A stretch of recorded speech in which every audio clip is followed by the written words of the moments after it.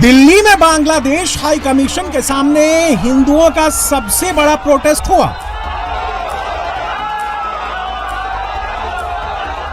यहां बैरिकेड्स टूटे,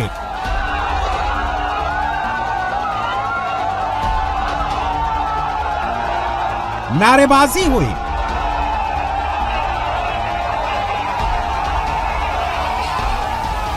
हिंदू हिंदू भाई भाई बांग्लादेश हाय हाय और यूनुस सरकार मुर्दाबाद के नारे लगाए गए।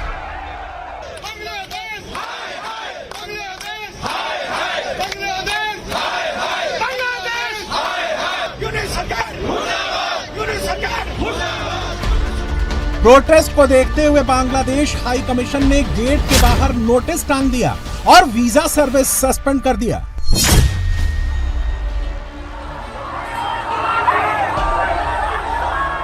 कोलकाता में बांग्लादेश डिप्टी हाई कमीशन के आगे बीजेपी ने प्रोटेस्ट किया, जिसमें साधु संतों ने भी हिस्सा लिया।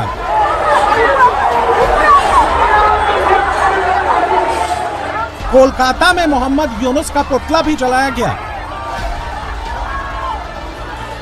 यहां पुलिस ने प्रदर्शन कर रहे साधु संतों पर लाठीचार्ज किया।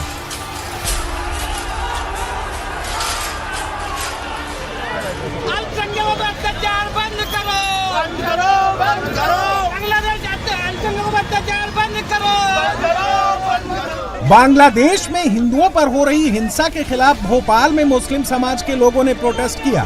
यहां भी पुतले जलाए गए। हैदराबाद के कत्तापेट चौक पर वीएचपी ने प्रोटेस्ट किया और बांग्लादेश में मुस्लिम जमाती कट्टरपंथियों के पुतले जलाए। यूपी के वाराणसी में भी हिंदू संगठनों ने प्रोटेस्ट किया।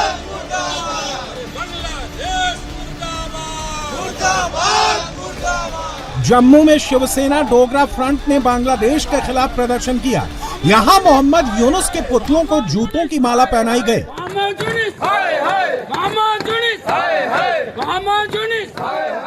बांग्लादेश में नेशनल इलेक्शन से पहले हिंदुओं के खिलाफ हिंसा चरम पर है। दीपू चंद्रवास को पेड़ से लटकाकर जिंदा जला देने से हिंदू गुस्से में हैं। यह गुस्सा देश के अलग अलग शहरों में दिख रहा है।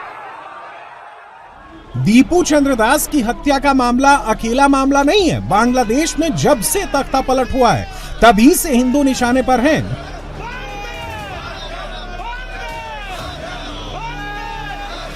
जब से शेख हसीना की सरकार गई है और जब से मोहम्मद यूनुस बांग्लादेश की सत्ता में बैठे हैं, हिंदू रोज ही मारे जा रहे हैं।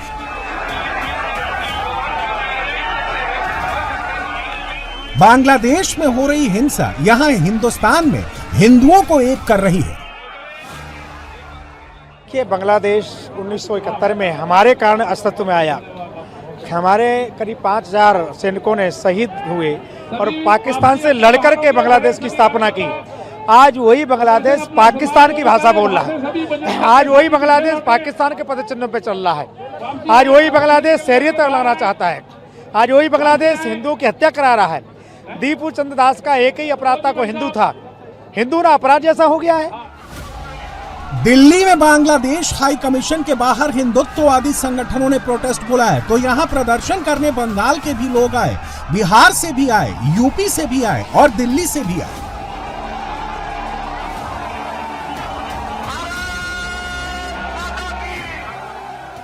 नीतीश कुमार जी ने हिजाब हटाया तो उस पर 56 देशों के छाती डोलने लगी। लेकिन अगर वहीं पे हमारे हिंदू भाई को जला दिया जा रहा है तो इन लोगों के मुंह नहीं पड़ रहे, इन लोगों के मुंह नहीं खोल रहे। हिंदू कब तक सहेगा? 4.5 करोड़ रोहिंग्या मुसलमान इस भारत के अंदर हैं। हमारे संसाधनों का दोहन कर रहे हैं, हमारे भाइयों को वहां मार रहे हैं। जो भी आतंकवादी देश होगा उसका यही हाल होगा। ये नक्शे को देखिए, आज इसको जलाया है, कल बांग्लादेश में चलाना पड़ेगा ना, तो जला देंगे।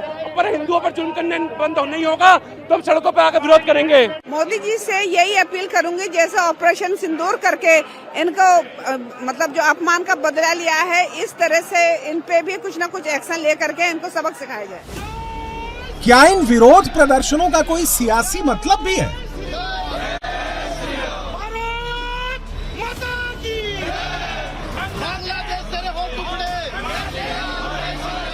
क्या बंगाल चुनाव से पहले जानबूझकर इसे हवा दी जा रही है?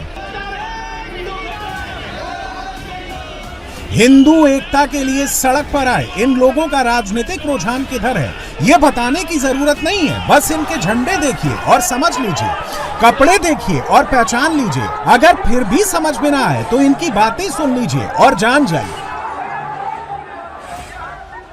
जिस प्रकार निरंतर बांग्लादेश में हत्याकांड, ये जेनोसाइड इसको बोल सकते हैं, और ये निरंतर होता आ रहा है पिछले आजादी के बाद से ही, 47 के बाद से ही, और उसके बाद जब भी बांग्लादेश आजाद हुआ तब से ही। दीपू के बाद 4 ऐसे और इंसिडेंसेस हो चुके हैं। रोज ऐसे लोग जलते हैं। वो दीपू अकेला नहीं चला है। बांग्लादेश में एक छोटा राष्ट्र बनाया जाए जो हिंदुओं के लिए उन्हीं की मातृभूमि पे सेफ हो, जहाँ पे शरिया लॉ नहीं हो, और एक हिंदू राष्ट्र का झंडा फहराया जाए। कहने की जरूरत नहीं कि हिंदू एकता के लिए बीजेपी खुल्लम खुल्ला मैदान में है। कोलकाता में तो सीधे सीधे बीजेपी विधायक दल के नेता शुभेंदु अधिकारी ने प्रोटेस्ट लीड किया।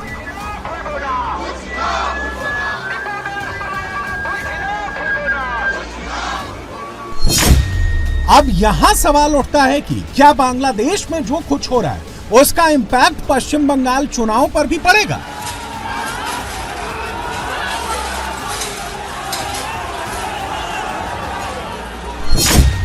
इसी से जुड़ा दूसरा सवाल यह है कि क्या बंगाल चुनाव की सोचकर ही ममता बनर्जी ऐसे प्रोटेस्ट को दबाने की कोशिश कर रही हैं?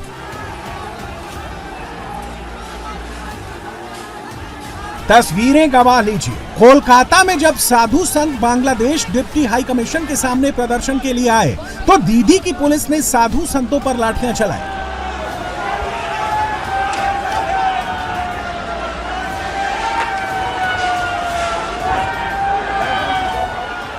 सनातनी संतों के ऊपर लाठी बरसाया जा रहा है।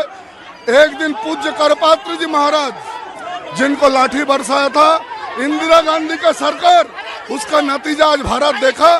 संतों के ऊपर लाठी बरसाने का नतीजा भी देखेगा। दिल्ली में पुलिस ने प्रदर्शनकारियों पर ज्यादा बल प्रयोग नहीं किया, लेकिन कोलकाता में हिंदूवादी संगठनों के कार्यकर्ताओं को दौड़ा दौड़ा कर पीटा गया।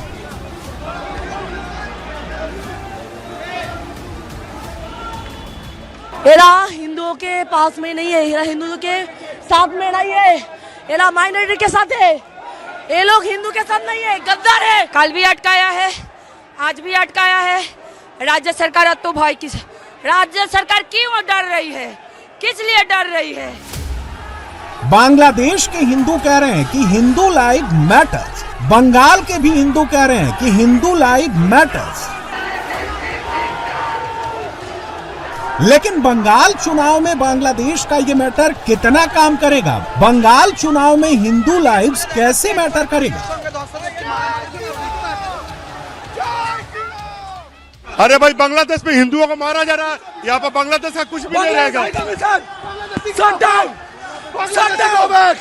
बांग्लादेशी को ये बांग्लादेश कमीशन हम लोग यहाँ रहने नहीं देंगे। हमारा हिंदू बांग्लादेश में सुरक्षित नहीं है। जितना दिन हमारा हिंदू वहाँ सुरक्षित नहीं रहेगा उतना दिन ये बांग्लादेश कमीशन यहाँ नहीं रहना चाहिए। पश्चिम बंगाल चुनाव में 70% हिंदू वोट से ज्यादा 30% मुस्लिम वोट मैटर करता है। बंगाल में जब कांग्रेस सरकार थी तब, बंगाल में जब लेफ्ट की सरकार थी तब, और बंगाल में जब ममता की सरकार है तब, सत्ता में जो भी पार्टी रही उसने मुसलमानों को तरजीह दी। बीजेपी इकलौती ऐसी पार्टी है जो बांग्ला भाषी हिंदुओं की बात कर रही है। घुसपैठिया संरक्षक और सनातन धर्म विध्वंसक इंडी गठबंधन के राज्यों में असंवेदनशीलता बहुत गंभीर रूप धारण करती जा रही है। ऐसा प्रतीत होता है कि यदि बांग्लादेश में जमाते इस्लामी हिंदुओं के विरुद्ध टारगेटेड वायलेंस कर रही है, यानी लक्षित हिंसा कर रही है, तो पश्चिम बंगाल की तृणमूल कांग्रेस सरकार हिंदुओं के विरुद्ध टारगेटेड एक्शन यानी लक्षित कार्रवाई कर रही है। ऐसा प्रतीत होता है कि जैसे जमाते इस्लामी का साया, उसी मानसिकता का साया अब तृणमूल कांग्रेस की सरकार के ऊपर आ गया है और हिंदुओं को अपनी दुख, संवेदना और पीड़ा की अभिव्यक्ति की भी स्वतंत्रता नहीं है। कांग्रेस के नेता आज भी बांग्लादेश के कट्टरपंथी जमाती मुसलमानों को बचाने के लिए एक लॉजिक दे रहे हैं। कांग्रेस के दिग्विजय सिंह के ताजा बयान को सुने और इसमें छिपे अर्थ को समझे। बांग्लादेश में जब से इस प्रकार का जो आंदोलन होकर सरकार बदली है, वहाँ वो सारे तत्व हैं जो कि धार्मिक उन्माद फैलाकर राजनीति करते हैं।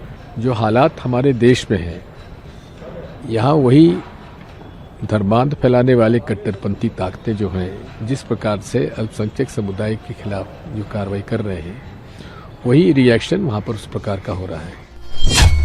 नरेंद्र मोदी का विरोध करते करते दिग्विजय सिंह नए न्यूटन बन गए और न्यूटन के थर्ड लॉ के जरिए क्रिया के बदले प्रतिक्रिया समझाने लगे।